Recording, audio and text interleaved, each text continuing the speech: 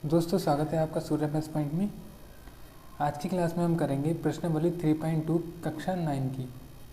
तो इसमें देखिए क्या है, इस एक्सरसाइज को करने से पहले जो इसका बेस है वो मैं पहले आपको बता देता हूँ, इसके बारे में कुछ चीज़ें, उसके बाद हम एक्सरसाइज को स्टार्ट करेंगे। ठीक है, चैप्टर है आपका निर्देशांक ज्यामिति प्रश्नावली 3.2। इसमें देखिए यहाँ पर दो रेखाएँ जाती हैं एक दूसरे को काटती हुई। जो पहली रेखा होती है वो जो अक्ष होता है वो होता है एक्स अक्ष और ये ऊपर होता है वाई अक्ष। ठीक है, अब यहाँ से वाई अक्ष ये हो गया तो यहाँ एक होता है वाई डैश इसमें, और यहाँ पर एक्स है तो यहाँ एक्स डैश। अब इन दोनों रेखाओं में क्या होता है कि ये दोनों रेखाएं एक दूसरे को काटती हैं, और जिस बिंदु पर काटती हैं उस बिंदु को हम कहते हैं मूल बिंदु। ये होगा मूल बिंदु, और ये जो है ये कौन सा अक्ष है, एक्स अक्ष हो गया, और ये हो गया आपका वाई अक्ष। ठीक है, ऐसे ही हो जाएगा वाई डैश अक्ष, और ये हो जाएगा आपका एक्स डैश अक्ष। ठीक है, अब यहाँ पर देखिए क्या होता है, जो हमारी सीधी रेखा जाती है, ठीक है, इसको हम जो एक्स अक्ष है इसको हम कहते हैं क्षैतिज रेखाएं। ठीक है, तो ये कौन सी रेखा हो गई, इसको हम कह सकते हैं क्षैतिज रेखा। ठीक है, और ये कौन सी है, ये है ऊर्ध्वाधर रेखा, ऊर्ध्वाधर रेखा। अब यहाँ क्या होता है, जो मान होते हैं ना, ये नीचे जो मान होते हैं ये सारे मान होते हैं माइनस में, जैसे माइनस का 1, -2, -3, -4, -5, ऐसे ही आगे -6 होगा। और यहाँ पर जो होते हैं प्लस के साइन होते हैं सारे, 1, 2, 3, 4, यहाँ भी प्लस के होते हैं 1, 2, 3, 4, 5, और यहाँ माइनस के होते हैं माइनस, यहाँ से करेंगे -1, -2, -3, -4, -5, ये होता है। ठीक है, अब यहाँ पर चतुर्थांश, चतुर्थांश का मतलब क्या होता है, एक ये जो पार्ट है ना इसको 4 भागों में तोड़ा गया है, जिसमें ये जो होता है ये होता है प्रथम चतुर्थांश।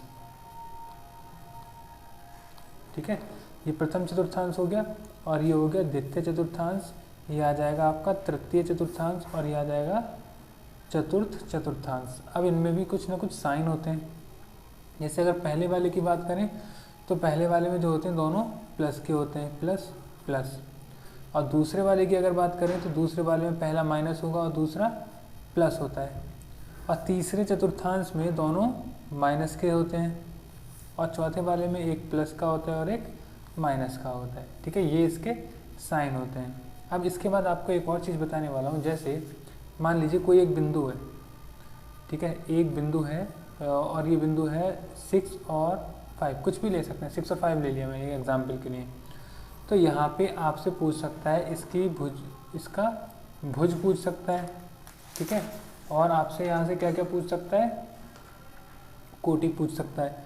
ये जो पहली वाली चीज़ होती है ये होती है इसकी भुज, और दूसरी वाली चीज़ जो होती है ये होती है कोटि। ठीक है, इसको अच्छे से याद रखेंगे, अभी आगे ये काम में आएगा। ठीक है, तो ये था इसका पूरा बेस। अब इसके बाद हमें क्या करना है, अब चलना है एक्सरसाइज की ओर। तो एक्सरसाइज 3.1 का पहला क्वेश्चन देखिए क्या कह रहा है, कार्तीय तल में किसी बिंदु की स्थिति निर्धारित करने वाली क्षैतिज और ऊर्ध्वाधर रेखाओं के नाम बताइए। देखिए ये तो आपका इजी हो गया, आपसे इसी में बताना है। देखिए यहाँ पर लिख देंगे हम क्वेश्चन नंबर जो 1 है उसका ए आंसर। कह रहा है कि जो ये वाली रेखा जा रही है और ये वाली रेखा जा रही है, ये क्या कर रही है, इन अक्षों का निर्धारण कर रही है। तो इन रेखाओं को हम क्या कहते हैं, तो जो क्षैतिज रेखा होती है, देखिए यहाँ पे लिख देते हैं, जो हमारी क्षैतिज रेखा होती है, क्षैतिज रेखा, और एक होती है ऊर्ध्वाधर रेखा। ठीक है, तो जो क्षैतिज रेखा होती है इसको हम क्या कहते हैं, इसको कहते हैं हम एक्स अक्ष, और जो ऊर्ध्वाधर रेखा होती है ये ऊपर वाली, इसको क्या कहते हैं हम वाई अक्ष। ठीक है, तो पहला ये हो गया आपका क्वेश्चन। ऐसे ही दूसरा क्या कह रहा है, देखिए यानी सेकंड नंबर देख लेते हैं यहाँ पे। देखिए कह रहा है इन दो बिंदुओं से बने तल के प्रत्येक भाग के नाम बताइए। देखिए कह रहा है प्रत्येक भाग के नाम बताने। तो पहला क्या होता है, प्रथम चतुर्थांश, द्वितीय चतुर्थांश, तृतीय चतुर्थांश और चतुर्थ चतुर्थांश। ये आपके इसके नाम हो जाएंगे सारे चतुर्थांश के। ठीक है। तो यहाँ पर लिख लेते हैं इन रेखाओं के बने तल के प्रत्येक भाग के नाम। तो यहाँ लिख देंगे तल के प्रत्येक भाग के नाम।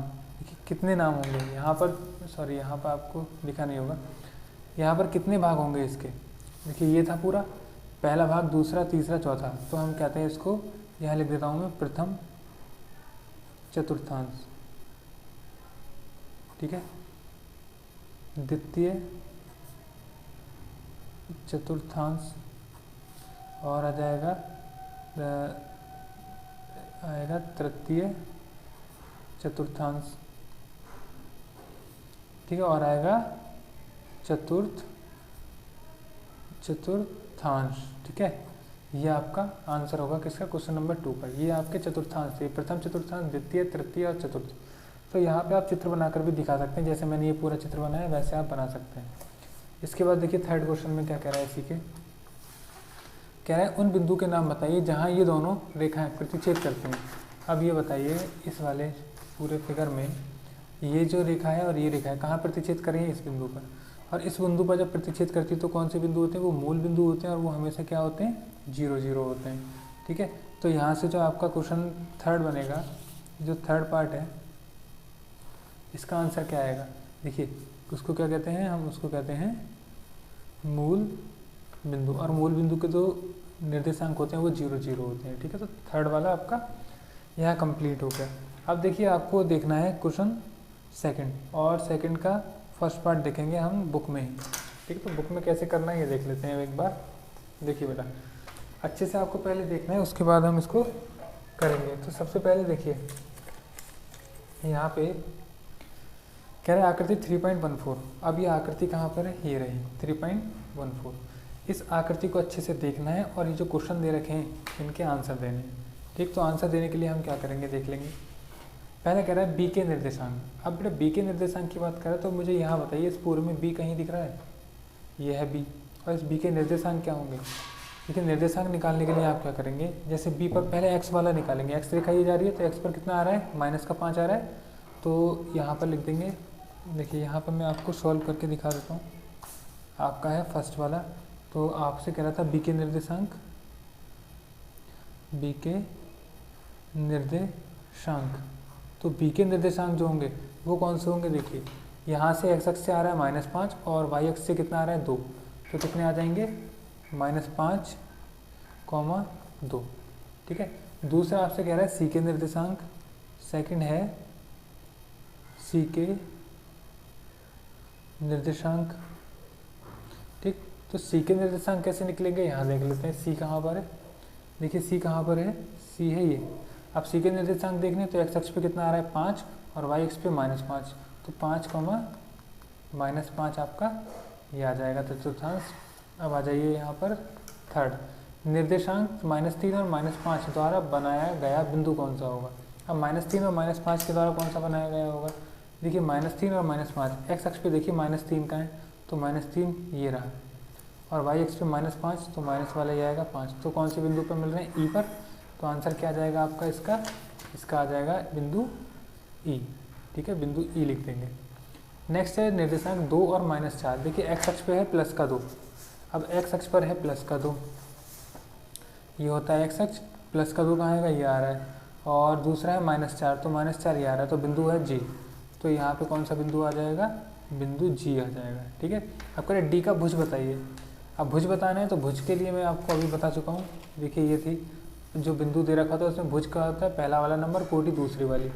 तो आपको डी का भुज बताना है तो डी के निर्देश पहले देख लेते हैं, डी के निर्देशांक कौन कौन से हैं, ठीक है। उसके बाद हम इसका भुज बताएंगे। तो यहाँ से दिखेंगे डी के निर्देशांक।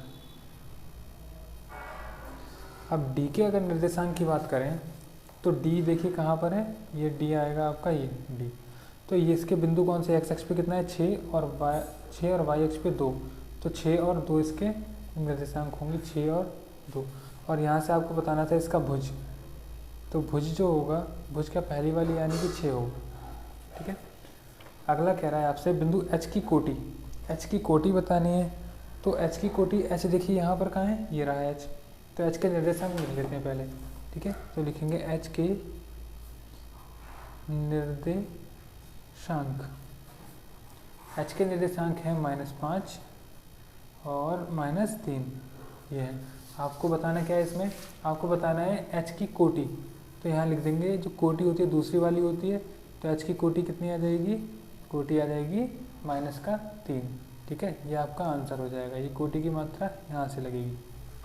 इसके बाद आ जाते हैं बिंदु L के निर्देशांक पर। तो बिंदु L यहाँ पर कहाँ है, बिंदु L है, ये रहा L के निर्देशांक निकालें, तो निकाल लेते हैं L के निर्देशांक। तो बिंदु L के क्या निर्देशांक होंगे, देखिए बिंदु L पर केवल बाई वाला टर्म है, x वाला कोई टर्म ही नहीं है।